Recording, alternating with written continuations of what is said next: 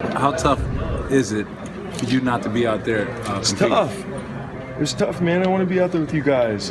You guys are having fun. Like, I got to be back here doing treatment, doing stuff with our training staff back here in the weight room. It wasn't much fun. Tell me, what do you think about the battle between the headline tonight, the MVP race or whatever you might call it, between James Harden and Russell Westbrook? I mean, James Harden's MVP. I think he proved it tonight. He's proved it all season. We just have a great group of guys, but James is our focal point. But we work well around him. We love playing on the court together.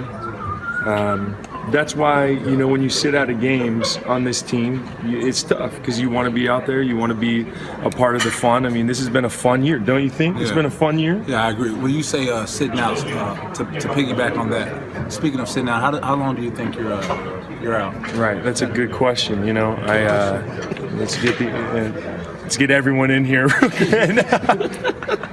No, I honestly, you can't predict how fast an ankle sprain is going to heal, but obviously we got to get swelling down. Yeah. You saw it today, You feel okay? Yeah, I'm doing better each day. A little pressure on it? A little pressure on it, I think it's just the twisting action that's getting me, Pat. Okay. You saw a little stuff, the things I was doing before. Ryan Anderson expected to be out the next couple of weeks with an injury. Those guys having a little fun right there. You can tell there's some team camaraderie when you see a guy like Patrick Beverley spending a lot of time right there with Ryan Anderson post game. He's trying to take our jobs here? Right, I mean, come on. But sometimes put someone out of work, Pat. Guys don't always talk to each other, but when you win, a lot of times you have a ton of fun. Without a doubt. I think it's cool hearing the fact that I'm sure not every year of an NBA or a professional athlete's career is as fun as some other years. For sure. Depending, especially a guy like Ryan Anderson. He's been on a couple different teams. He's been with different groups of guys, different coaches, played for different people.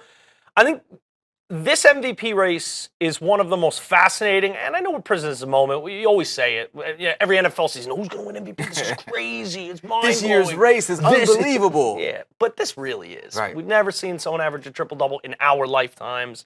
And the fact that guy very well might not win the MVP. And, I think Westbrook should win it, but I'm okay with James Harden winning it. He's been that great.